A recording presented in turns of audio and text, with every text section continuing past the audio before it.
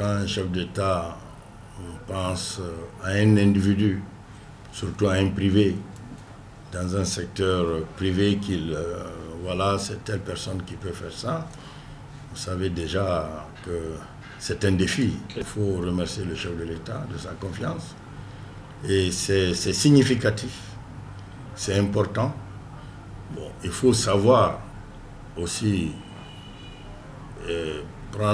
voir la portée de l'affaire et que le premier décret annuel de chef de l'État tombe sur vous, ça aussi c'est significatif. Donc cela veut dire que vous n'avez pas droit à l'échec. Vous devez immédiatement vous mettre au travail et vous n'avez pas à décevoir ce peuple qui vous fait assez confiance dans un domaine très précis qui est le football. Et voilà, donc tous mes remerciements, ma reconnaissance et mes respects vont vers le chef de l'État. Je ne sais pas faire la politique, mais le football, je sais le faire. Je veux apporter mon expérience à ma jeunesse, à mon peuple, à mon football. Je veux montrer à cette jeunesse, à ce sport roi, qu'il y a quelqu'un qui peut vous apporter un plus. Vous savez, j'ai toujours dit que chaque personne doit marquer son passage par un acte. D'autres le font en politique, d'autres le font en sciences. Quand je dis sciences, ça peut être l'histoire, les mathématiques, la médecine et consorts.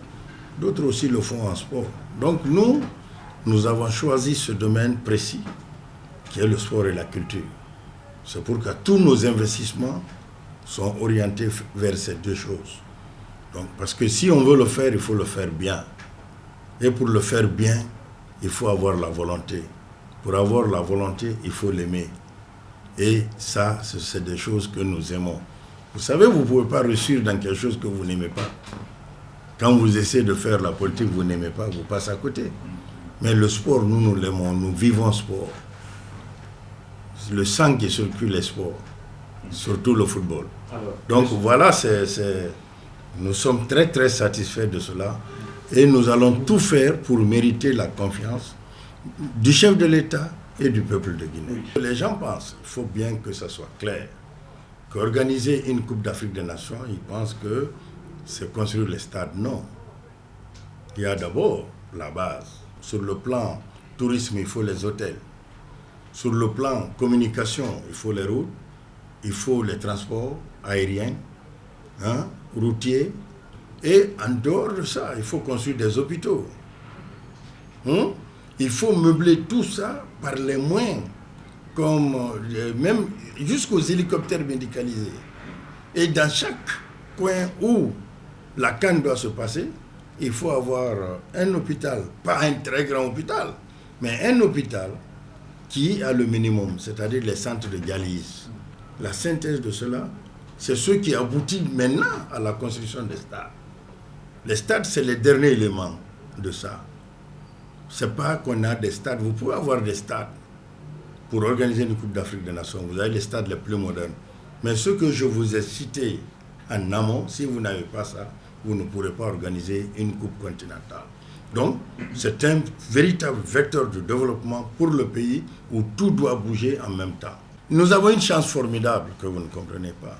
Nous allons profiter de l'organisation de la CAN 2019 au Cameroun pour voir comment ça se passe, quelles sont les erreurs qu'il faut corriger. 2021 en Côte d'Ivoire. Et nous aurons la synthèse en 2023. Donc, on doit pouvoir mettre la meilleure CAN, mieux que 2019, mieux que 2021. Et ça, nous le ferons. Nous le ferons avec beaucoup de doigté. Si le président de la République et le gouvernement guinéen ont bien réfléchi être candidats pour organiser cette coupe, c'est qu'ils ont la volonté d'accompagner, de réaliser en 2023 pour que la Guinée soit au sommet de l'Afrique. S'ils savaient qu'ils ne pouvaient pas le faire, ils ne seraient jamais candidats. Donc, c'est des côtés qui ne nous inquiètent pas du tout. On n'est pas en retard. Vouloir, c'est pouvoir. 9 fait à 90%. OK? Déjà acquis. Conakry peut avoir 2 poules. Le stade de 28 septembre sera rénové à 9. Ça fait déjà 30% de ce qu'on doit faire comme stade. Le stade de l'Abbé, il y a déjà la base. Il faut rénover, changer, rendre un stade compétitif. Donc là aussi, c'est un avantage. Vous avez le site de Zérékoré qui est construit et le site de Cancan. Comprenez une chose, que ce n'est pas un stade de 50 000 places qu'on va mettre dans toutes les régions. Aujourd'hui, la FIFA, les normes de la FIFA, retenez-le bien, demandent qu'il y ait un minimum d'un stade de 12 000 places pour que ça soit listé FIFA. Le président de la République, tout comme tout Guinéen, a suivi quand même mon début jusqu'à aujourd'hui. Donc chacun sait ce que je peux apporter au pays et ce que je ne peux pas apporter. Donc la surprise vient de mon choix, dans la mesure où il y a plein d'autres Guinéens qui certainement pourraient faire la même chose que moi. Elle est énorme, la tâche. Elle est énorme parce que c'est les yeux de tous les Guinéens qui sont sur nous. C'est toute l'Afrique qui regarde la Guinée à travers nous. Et 2023, c'est seule la Guinée qui a retenu pour organiser la Coupe d'Afrique des Nations. Donc vous mesurez un peu l'énormité de la tâche qui nous est dévolue à partir de l'instant. Et je crois que nous devons maintenant nous mettre à la tâche, au travail. Nous avons suffisamment d'expertise en Guinée. Nous avons suffisamment de bons architectes, de bons ingénieurs. Nous avons suffisamment d'hommes d'expérience en Guinée sur qui on peut compter et qui, à leur tour, ils vont faire appel à leurs homologues africains, européens, asiatiques ou américains pour venir travailler. Moi, je me dis, comme suite à la décision du chef de l'État, par exemple, de faire meubler tous les bâtiments administratifs par les Made in Guinée, comprenez, de la même façon, on peut évoluer dans le BTP. Ce n'est pas de la mer à boire, ce n'est pas sorcier, non. Donc nous avons suffisamment de compétences sur le plan local pour faire un premier travail. Ensuite, il n'y a rien qui s'invente, c'est ce que M. Antonio Soare disait ce matin. On n'invente pas la roue, au fait.